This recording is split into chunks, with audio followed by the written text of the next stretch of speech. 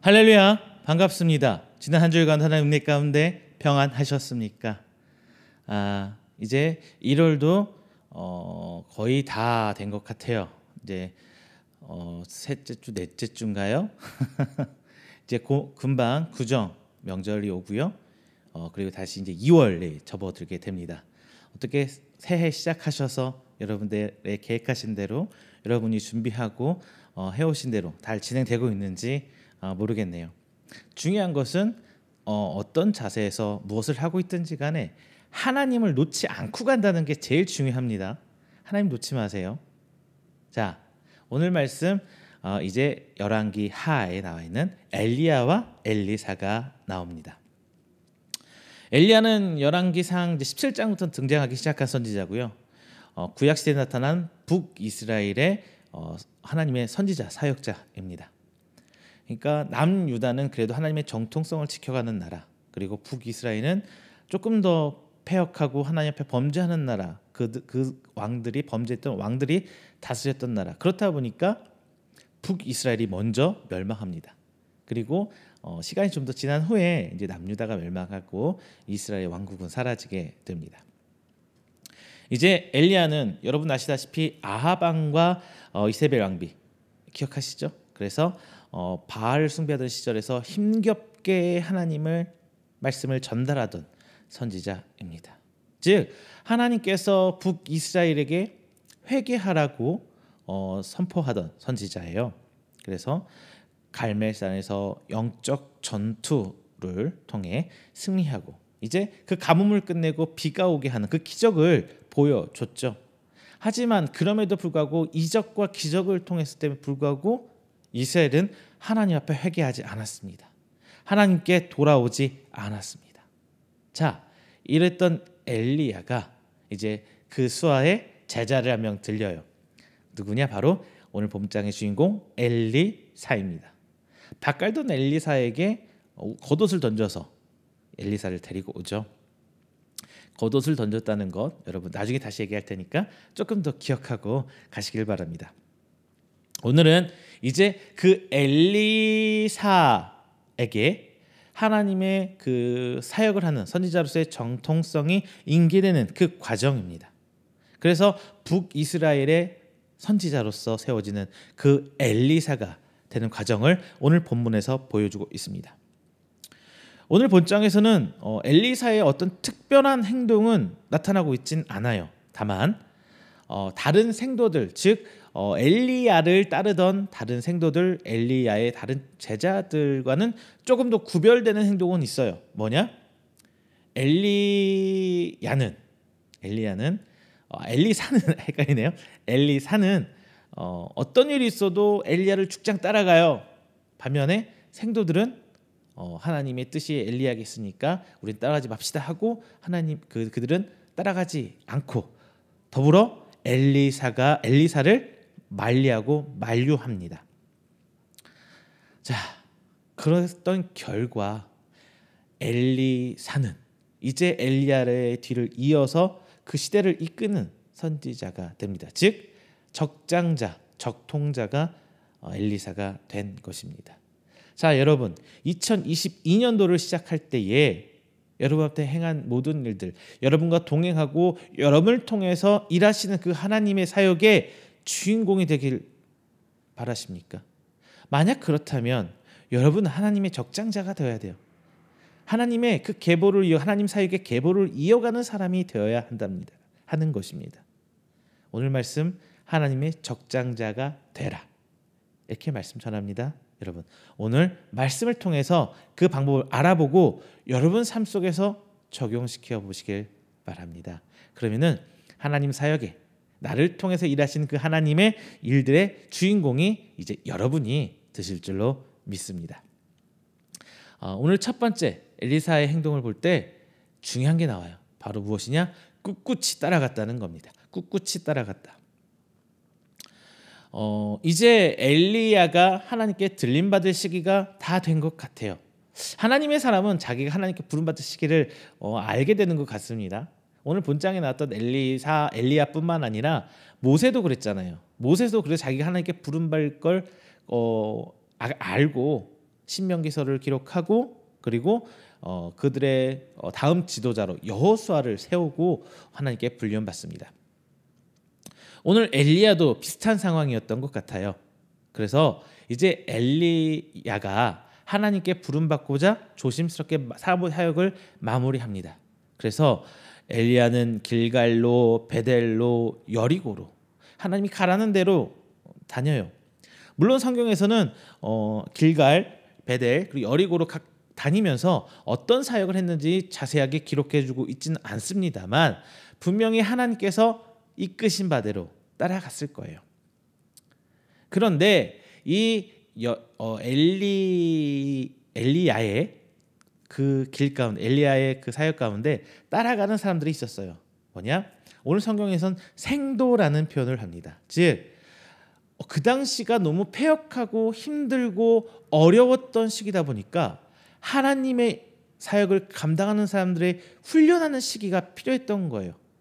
물론 하나님께서는 분명히 무슨 사람을 세워서 일을 할 때는 훈련기가 있어요. 이스라엘 백성은 광야의 시간이 있었죠. 그것처럼 패역한 시기일수록 하나님의 사람들을 훈련하고 연단받는 시기가 더 필요해져요. 왜? 그 시절을 이겨내기 힘드니까요. 지금 우리 시절이 아닌가 싶습니다. 교회의 권위는 바닥에 떨어졌고 목회자와 그리고 하나님을 따른다고 하는 성도들의 입지는 점점 좁아졌습니다. 그리고 오히려 교회가 성도가 세상으로부터 손가락 밟고 있는 시기가 와버렸어요. 물론 종교 때문에 받는 탄압은 아닙니다. 분명 그 시절과는 달라요.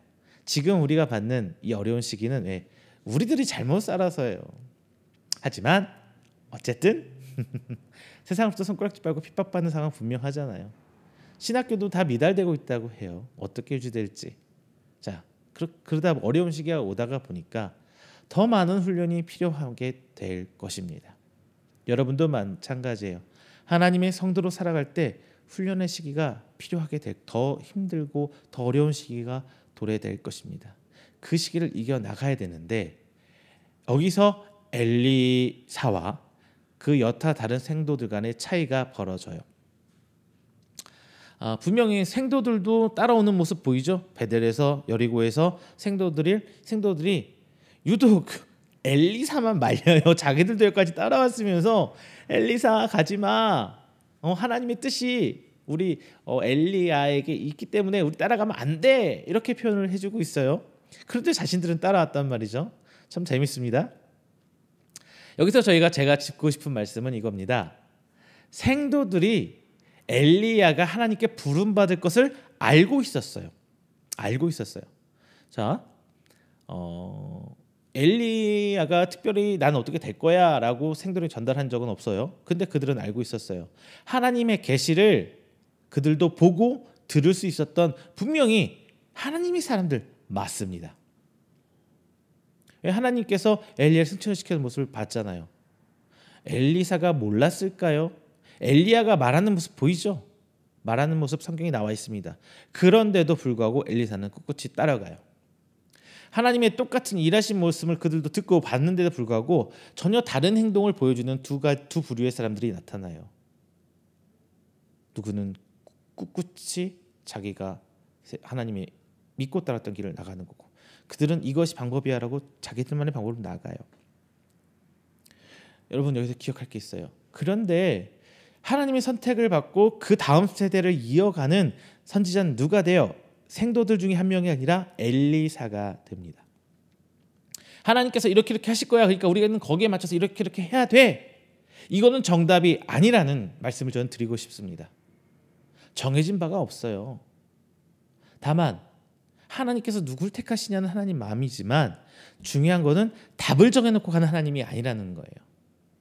그러면은 우리의 의지와 우리의 선택과 우리의 생각은 하나님이 다 필요 없는 것들이 되는 거잖아요. 아니에요. 하나님도 분명한 거는 우리를 사랑하시고 우리를 존중해 주신 하나님이에요. 그리고 하나님의 방법에 따라 하나님의 계획에 따라 하나님께서 하시는 거예요. 다만 본문에서 엘리사를 통해서 우리가 배울 수 있는 거는 꿋꿋이 묵묵히 인내하며 따라갔다는 거예요. 우리는 첫 번째로 이것을 기억해야 됩니다. 따라갔다. 어떤 일이 있어도 굴하지 않고 따라갔다. 따라간다는 것은 참 어려운 일인 것 같습니다. 따라간다는 건 어려워요. 분명히 내 앞에 안내자가 있고 가이드가 있어도 따라가는 거 어려워요. 근데 심지어 어디로 갈지 목적지도 알 수 없고 어디서 끝난지 그 종착점도 알 수 없는 상태에서 따라가는 것은 더 힘들죠. 지금 엘리사가 엘리야를 쫓아가는 과정들을 보세요. 엘리야의 그 계속 길갈에서 베델로 여리고서 이동하는 과정에서 어디가 끝점인지 엘리사는 알 수 없었어요. 하지만 따라가요. 목적지를 알지 못하는데도, 끝난지를 알지 못하는데도. 그런데 이 부분의 많은 부분을 성경에서 보여줘요. 자, 우리 아브라함 기억하시죠? 아브라함이 하란 땅을 떠나라 그러죠. 근데 하나님께 어디로 가라고 안 알려줘요. 그냥 남쪽으로 가라 이렇게만 말씀하시지. 그런데 아브라함은 묵묵히 꿋꿋이 그 길을 걸어갑니다. 그게 실패의 길이고 어려움의 길이고 힘듦의 길일지언정 걸어갑니다. 결과가 좋지 않아도 그래요. 물론 아브라함이 잘못한 거지만 자기 아내 사레를 왕에게 빼앗길 뻔한 적도 성경에 나타나요. 하지만 그는 묵묵히 걸어갑니다. 자, 여러분 삶에서 일어난 하나님의 이끄심이 있다면 그게 어렵고 힘들고 지금 당장은 아무것도 할 수 없는 과정에 있을지언정 묵묵히 걸어가세요. 그 과정에 실수할 수도 있고 잘못 디딜 수도 있고 하나님께 죄를 지을 수 있어요. 중요한 건 가고 있다는 겁니다. 포기만 하지 않으면 돼요.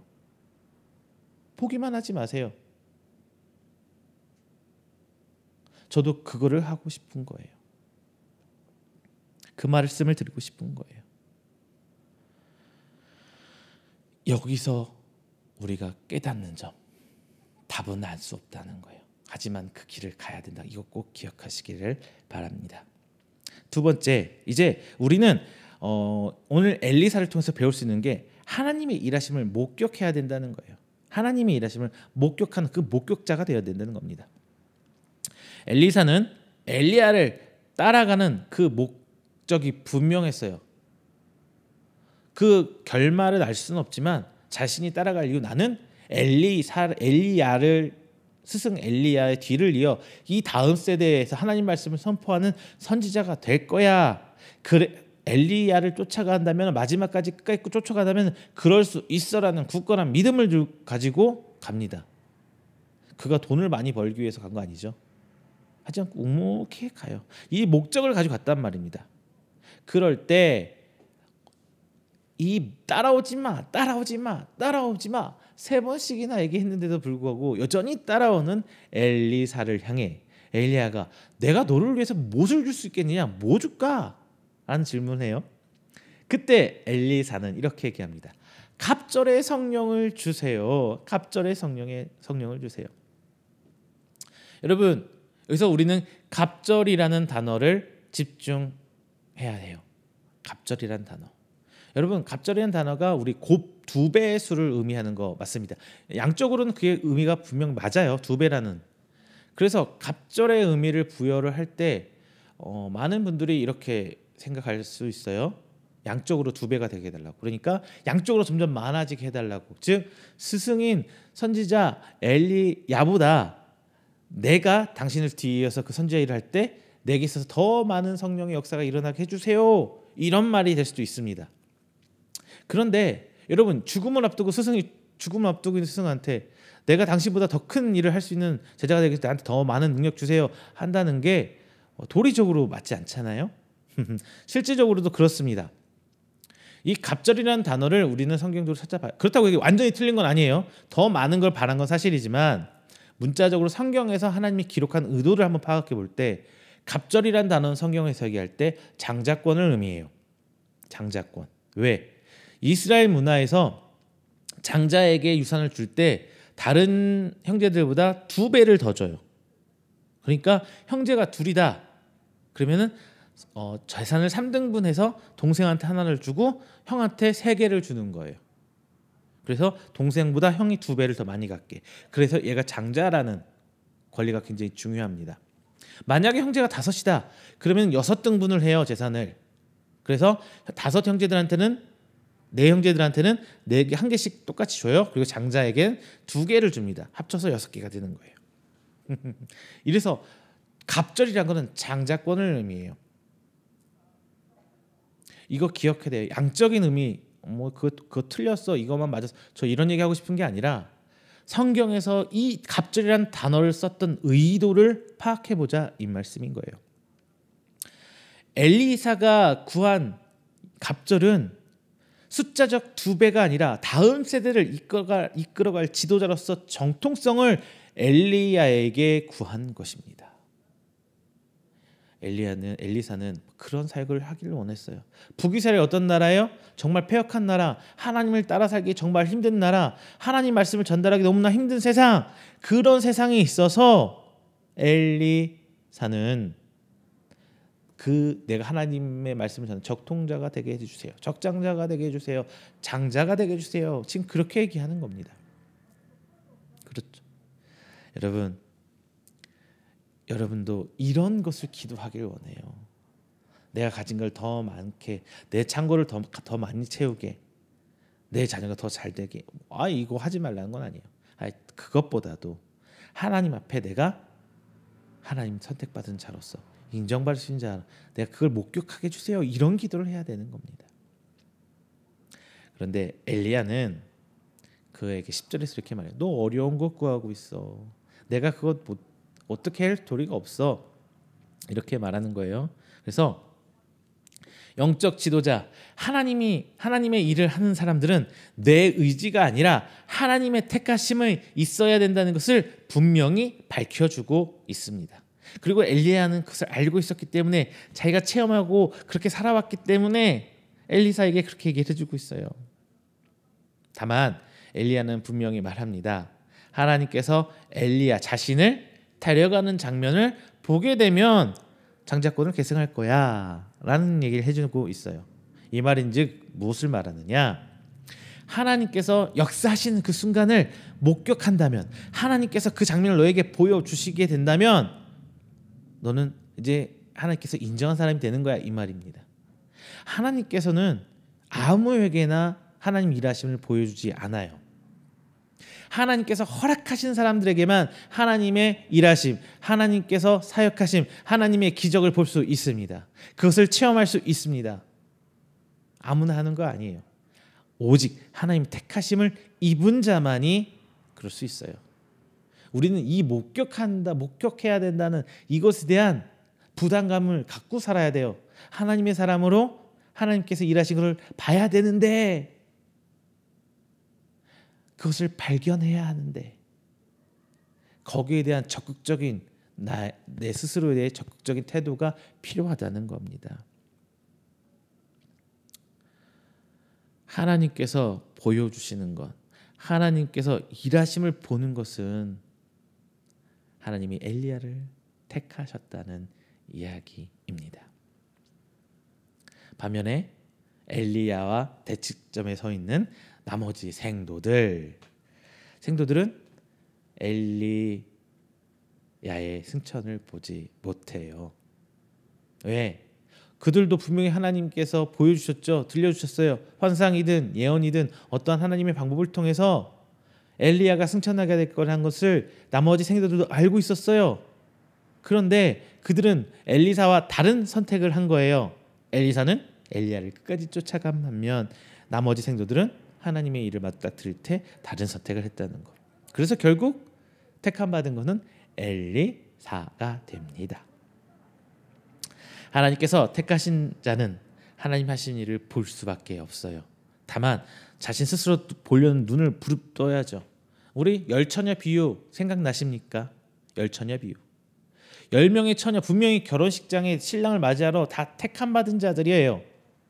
분명히 간택을 받았기 때문에 신부로서 결혼식장에 신부의 자격을 가지고 들어올 수가 있었죠. 그런데 이제 반절반절로 갈리죠. 슬기로운 5처녀 기름을 준비한, 그리고 신랑이 올 때까지 깨어있는 슬기로운 5처녀 기름을 준비한 그러니까 나머지 5천이요. 슬기로운 5천여 또 졸았죠. 하지만 그는 미리 준비해놨어요. 반면에 미련한 5천여는 그제 신랑 왔다는 소식을 들은 그제서야 기름을 준비하려고 찾고 있습니다. 졸았다는 건 똑같아요. 인간의 한계는 하나님의 사람이나 하나님께 택함받지 못한 사람이나 똑같이 한계는 존재해요. 하지만 그 자리를 묵묵히 지키고 따라온 사람만이 하나님의 일하심에 참여할 수가 있게 되는 겁니다. 여러분, 하나님의 사역의 목격자가 되세요. 하나님께서 일하시는 것을 목격하세요. 여러분의 의지가 분명히 필요합니다. 그리고 여러분의 삶에서 택하는 선택의 과정도 분명히 필요합니다.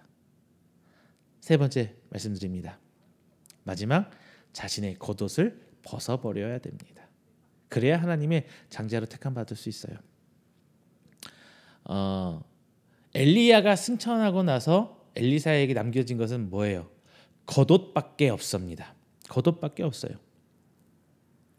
즉 눈에 보이는 그 겉옷이라는 유산을 그가 받았을 때, 상징적인 징표로서 겉옷을 받았을 때 엘리사는 하나님의 적장자가 된 겁니다. 다음 세대를 이끌 하나님의 선지자가 된 것입니다. 제가 서두에서 말씀드렸죠. 엘리야가 엘리사를 부를 때 겉옷을 던졌다는 장면이 나옵니다. 그런데 그 끝에 와서 다시 엘리사가 엘리야의 겉옷을 부여잡고 있어요. 참 재밌는 것 아닐까요? 그렇다면 이 겉옷이란 게 무엇일까요, 여러분? 겉옷은 남들에게 보여주는 겁니다. 나의 지위와 나의 신분을 나타내는 것이기도 해요. 그래서 함부로 이 당시만 해도 남의 옷을 함부로 입지를 못해요. 왜? 노예가 자기 주인의 옷을 함부로 입을 수 있을까요? 큰일 납니다. 아무리 가깝다고 해도 맡은 바 위치와 지위가 다르기 때문에 남의 옷을 함부로 입지를 못해요. 왜? 과거에는 그게 더 강했잖아요. 그래서 이 겉옷이 상징하는 게 굉장히 중요합니다. 이제 그 겉옷이 엘리야를 거쳐 엘리사에게 가는 것이에요. 어떻게 보면 이미 엘리야는 엘리사에게 그 지위를 넘겨주려는 그 모습을 앞서 성경에서 기록한 것이 아닐까 싶습니다. 그리고 엘리야의 승천한 모습을 엘리사가 바라보고 12절에서 이렇게 이야기합니다. 아버지여, 아버지여, 이스라엘의 병거와 마병이여, 이렇게 외쳐요. 보통 스승 성경에서 기록할 때 스승과 제자의 관계는 아버지라고 표현하지 않아요. 주종 관계로 표현해요. 당신의 종이 나의 주인이여, 이런 식으로 주종 관계를 많이 표현하는데 본장에서는 아버지여, 아버지여 애타게 부르짖는 엘리사의 모습을 우리는 볼 수 있습니다. 이 모습을 통해서 이미 엘리사는 엘리야의 그 유산을 승계했음을 알 수 있어요. 그리고 이스라엘 병거와 마병여라고 외치는 모습을 볼 때 엘리야는 하나님의 사역의 선두에 서서 모든 것을 승리를 거머쥐게 하는 무기와 같다는, 하나님의 무기와 같다는 것을 지금 엘리사가 표현하고 있습니다. 엘리사에게 있어서 엘리야는 아버지와 같았고 하나님의 일을 최전선에서 사역하는 하나님의 무기와 같은, 하나님의 일하시는 곳의 전차와 같은, 병거와 마병 같은 존재였기 때문에 이 말씀을 엘리사가 말하고 있는 겁니다. 여러분, 하나님의 사람은요, 최전선에 서서 달려가는 병거와 마병 같은 존재예요. 뭐 병거, 마병, 뭐 이미지 이렇게 보일 수도 있지만 중요한 것은 여러분 삶에 있어서 내가 하나님 사역의 최전선에 뛰어줄 수 있는 준비가 되었느냐라는 겁니다. 엘리야는 그것을 알고 있음에도 불구하고 자기 입술로 엘리사는 그런 사람이라는 것을 분명히 고백하고 있으면서 본인이 그 자리에 서길 원했다는 겁니다. 가장 피 튀기고 가장 살벌하고 가장 위험한 그곳에 자신이 뛰어들길 원했다는 겁니다. 그런 하나님 사역의 간절함이 그를 다음 세대의 지도자로 하나님께 세용받는 아주 귀중한 이유가 되었습니다. 그리고 엘리사는 자신의 겉옷을 찢어버려요. 그리고 엘리야의 남은 겉옷으로 강을 찝니다. 이제 엘리야 자기 옷은 벗어서 찢어버리고 엘리야의 겉옷으로 입고 엘리야처럼 하나님의 사역을 시작하기 시작한 거예요. 자기 옷을 찢었다, 뭐 슬픔을 표현하는 것일 수도 있고 여러 가지 표현하는 것도 있지만 가장 중요한 의미는 자신이 이전에 입고 왔던 겉옷을 다 던져버리고 벗어버렸다는 거예요. 우리 성도들에게 가장 중요한 거는 하나님을 믿기 전과 믿기 후가 이것처럼 달라져야 되는 거예요. 하나님을 믿기 전에는 내 마음대로 내가 입고 싶은 옷을 입고 살아왔다면 이제는 하나님의 주신 옷을 입고 살아야 한다는 거예요. 하나님 주신 신분, 하나님께서 보여주시고 싶은 것만 보이는 그런 삶이 내 삶이 돼야 된다는 데 있습니다. 이건 무시하면 안 돼요. 여전히 내 생각으로 내 가치관으로 가득 차서 하나님이 하신 일을 평가하고 내 마음대로 움직이려는 그 모습이라면 하나님의 사역에 선두에 설 수 있기는 힘들 겁니다.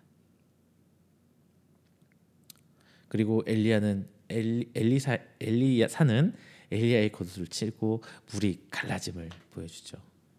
이제 그런 하나님께서 일해 주심으로 말미암아 엘리사가 엘리야를 잇는 적통자, 계승자, 적장자가 되었음을 하나님께서 빵 하고 선포해 주는 것입니다.